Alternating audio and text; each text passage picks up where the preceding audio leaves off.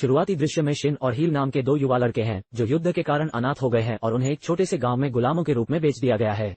गांव के रास्ते में वे उकी नाम के एक महान सेनापति की वीरतापूर्ण प्रविष्टि देखते हैं जो अपने पीछे हजारों सैनिकों का नेतृत्व कर रहा है। लड़के स्पष्ट रूप से उसके पास मौजूद अपार शक्ति से मोहित हो जाते हैं। गांव में पहुंचने पर बुजुर्ग व्यक्ति लड़कों को मजदूरी का काम सौंपता है और उन्हें आराम के लिए केवल एक मामूली अस्तबल प्रदान करता है। विपरीत परिस्थितियों के बावजूद भी वे कोई शिकायत नहीं करते और एक दूसरे के काम में सहयोग करते हैं। जैसे समय बीतता जाता है उनका बंधन गहरा होता जाता है और गहरी दोस्ती में बदल जाता है। वे भी समान जुनून साझा करते हैं और अपनी निम्न स्थिति से बचने और महान सेनापति बनने का सपना देखते हैं, ये जानते हुए भी कि गुलाम वर्ग से छुटकारा पाना बिल्कुल भी आसान नहीं है। अपने सपने को पूरा करने के लिए लड़के अपने युद्ध कौशल का अभ्यास करने के लिए अपना खाली समय जंगल में बिताते हैं। तलवार चलाने की तकनीक सीखने के लिए वे लकड़ी का उपयोग करके तलवारें भी बनाते हैं। कई साल बीत गए और दोनों लड़के बड़े हो गए, लेकिन उन्होंने अभी भी जंगल में अपना अभ्यास जारी रखा। इसने उन्हें उल्लेखनीय सेनानियों में बदल दिया है। एक दिन उनके प्रशिक्षण के दौरान रूसी जनरल चेंग वेन जून ने उन्हें देखा। ऐसा लगता है कि वह ह्यू की तलवारबाजी से प्रभावित है और एक योजना के बारे में सोचता है। उस दिन बाद में जंगल से लकड़ी इकट्ठा करके घर लौटने पर लड़कों को पता चला कि जनरल चेंग उनका इंतजार कर रहे हैं। ये पता चला कि गांव का दौरा करने का उसका उद्देश्य एक महान सैनिक की खोज करना है जो राजा किंग जियांग की सेवा कर सके। हैरानी की बात यह है कि उसने सिपाही को पहले ही चुन लिया है और वह कोई और नहीं बल्कि ह्यूग है। इस अचानक घटनाक्रम से वह हतप्रभ रह जाता है और सोचता है कि क्या ये प्रस्थान करने का सही समय है। हालांकि शिन, जो वास्तव में उसके लिए खुश है, सबसे अच्छा दोस्त, उसे अपने सपने को हासिल करने के लिए प्रोत्साहित करता है। उन्होंने ये भी वादा किया कि वो कड़ी मेहनत करेंगे और जल्द ही ठीक हो जाएंगे। उस रात अलग होने से पहले दो सबसे अच्छे दोस्तों ने निकट भविष्य में फिर से मिलने का वादा करते हुए एक आखिरी अभ्यास द्वंद्व किया।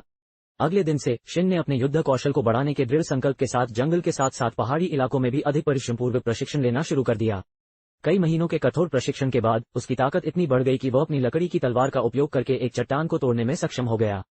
ये सब बाकी में है। एक रात प्रशिक्षण के बाद जब वो अपने अस्तबल में आराम कर रहा होता है तो उसे अपने दरवाजे पर दस्तक सुनाई देती है। जब वो इसे खोलता है तो वो आश्चर्यजनक रूप से इसे पाता है। मरणासन अवस्था में गंभीर रूप से घायल मानव व राज्य के भीतर उथल पुथल के बारे में बात करता है। उसने खुलासा किया कि राजा के छोटे भाई साइको ने वास्तव में शाही परिवार को खत्म करने के लिए कुछ हथियारों को काम पर रखा है। अंतिम सांस लेने से पहले ह्यू ने एक नक्शा दिखाया और उससे बाजार गांव जाने का आग्रह किया, जहां से उसे अपने सपने को पूरा करने का रास्ता मिल सके। ये सब जानने के बाद शिन बड़ी तलवार उठाता है और हथियारों से ठीक पहले गांव से भाग जाता है। अपने सबसे अच्छे दोस्त के शव को अनिच्छा से छोड़कर आए। रास्ते में उसकी मुलाकात स्थानीय ठगों के एक समूह से होती है जो उसे घेर लेते हैं और उसके हाथ में मौजूद कीमती तलवार की मांग करते हैं। शिन उन्हें रास्ता साफ करने के लिए कहता है क्योंकि वह अनावश्यक झगड़े में नहीं पड़ना चाहता। लेकिन जब ठग बात नहीं मानते तो वह अपने लंबे गहन प्रशिक्षण की मदद से उनमें से हर एक को आसानी से मार गिराता है। कई मील तक दौड़ने के बाद शिन अंततः अपने गंतव्य, एक छोटी सी झोपड़ी, पर पहुंच जाता है। एक बार अंदर जाने पर वह ह्यू के समान दिखने वाले एक व्यक्ति को देखकर चौंक गया। इससे शिन भ्रमित हो जाता है क्योंकि वो ये समझने में असमर्थ है कि क्या हो रहा है। वो व्यक्ति कोई और नहीं बल्कि राजा झांग निकला जो राज्य से भाग गया था। झांग ने खुलासा किया कि जनरल चांग ने जानबूझकर ह्यू को राजा के समान दिखने के कारण महल में लाया था। इस चाल का उद्देश्य गुप्त अधिकारियों को धोखा देना था जो राजा को मारना चाहते थे।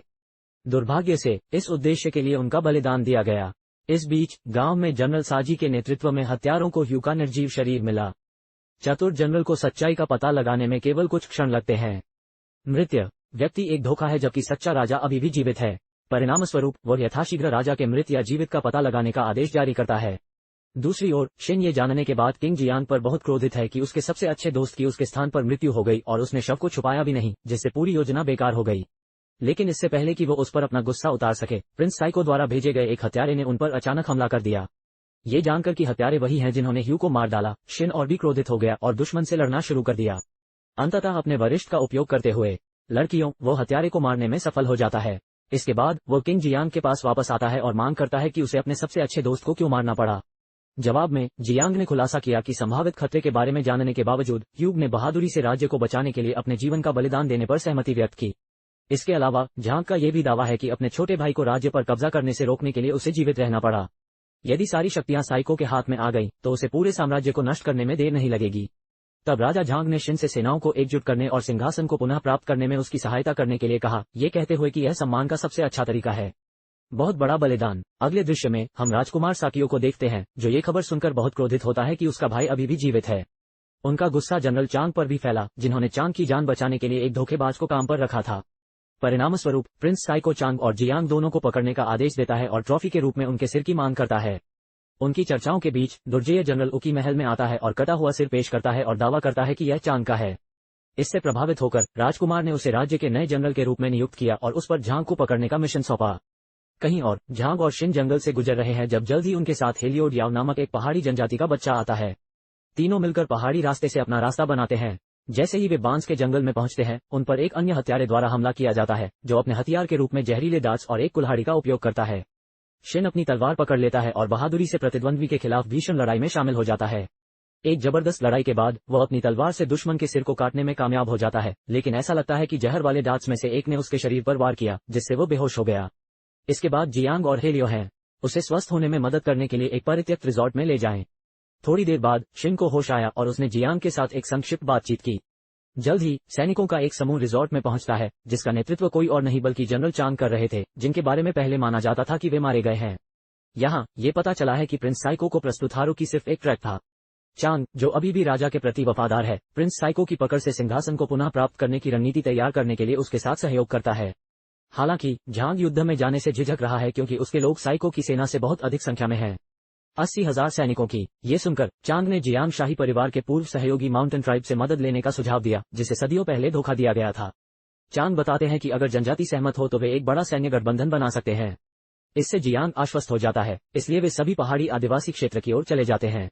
एक लंबी और कठिन यात्रा के बाद वे सभी पर्वतीय जनजातियों के क्षेत्र की सीमा पर पहुंचते हैं, लेकिन इससे पहले कि वे उस स्थान में प्रवेश कर सकें, उन्हें पर्वतीय जनजाति के सैनिकों द्वारा पकड़ लिया जाता है और उटागावा नामक उनके प्रमुख दीन के पास ले जाया जाता है।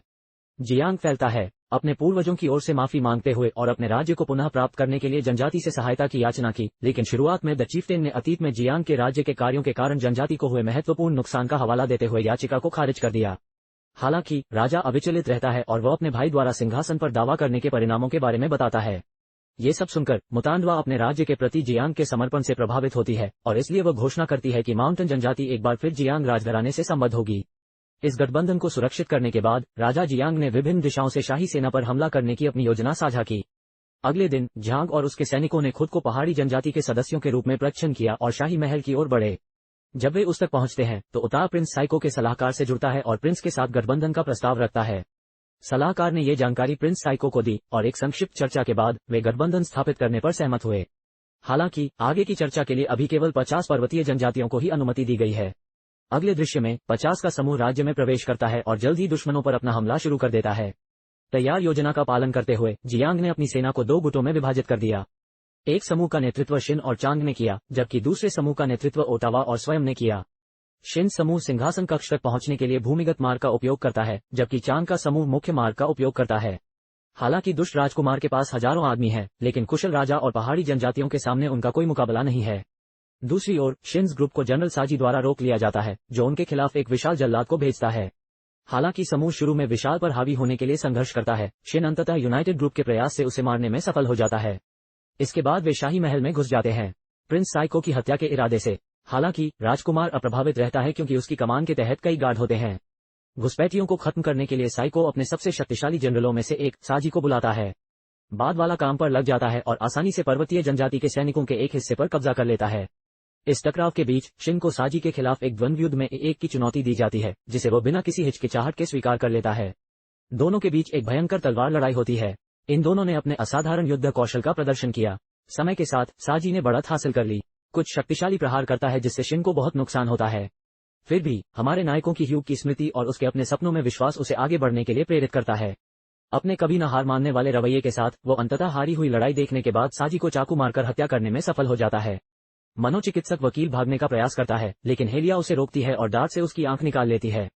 प्रतिशोध में सलाहकार ने हेलियो को चाकू मार दिया, इससे पहले कि वो डार्ट्स पॉइजन का शिकार हो जाए। सौभाग्य से हेलियो अपने मजबूत कवच के कारण सुरक्षित है। इस व्याकुलता का फायदा उठाकर साइको भागने का प्रयास करता है, लेकिन जब वो बाहर पहुंचता है तो उसका सामना उसके भाई और पूरी माउंटेन ट्राइब सेना झांक से तलवार के एक ही शक्तिशाली वार से होता है। साइको पर तेजी से अधिकार जमाता है और फिर सजा के तौर पर उसे कई घूंसे मारता है। लेकिन इतना सब कुछ होने के बावजूद अंततः उसने अपने भाई की जान बचाने का फैसला किया। थोड़ी देर बाद जनरल यूके अपनी सेना के साथ आंगन में आता है और यांग से सवाल करता है कि उसने ये गहन लड़ाई क्यों लड़ी। जवाब में उनके यांग बताते हैं कि वो किसी भी व्यापारी को शाही अधिकार के दुरुपयोग की अनुमति नहीं दे सकते। स्मोकी ने आगे पूछताछ की, वो क्या करेगा किंग, और चेतावनी देता है कि यदि उसने संतोषजनक उत्तर नहीं दिया तो वह उसका सिर काट देगा। झांग युद्धरत राज्यों के युग के तहत चीन को एकजुट करने के अपने दृढ़ संकल्प को साझा करते हैं, भले ही भविष्य में शांति सुनिश्चित करने के लिए बल प्रयोग की आवश्यकता हो। उत्तर अजुकी को पसंद आया और उसने जियांग के साथ गठबंधन बनाया। फिर वो साइको के आदेश के तहत शेष बलों को पीछे हटने का आदेश देता है।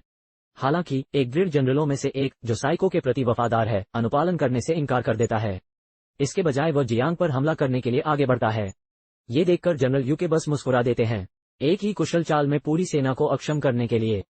अंतिम दृश्य में जेंगा को उसके सिंहासन पर वापस भेज दिया जाता है, जबकि शिन अपने ऑप्शन चालू करें और चैनल की मदद के लिए एक लाइक छोड़ें। देखने के लिए धन्यवाद।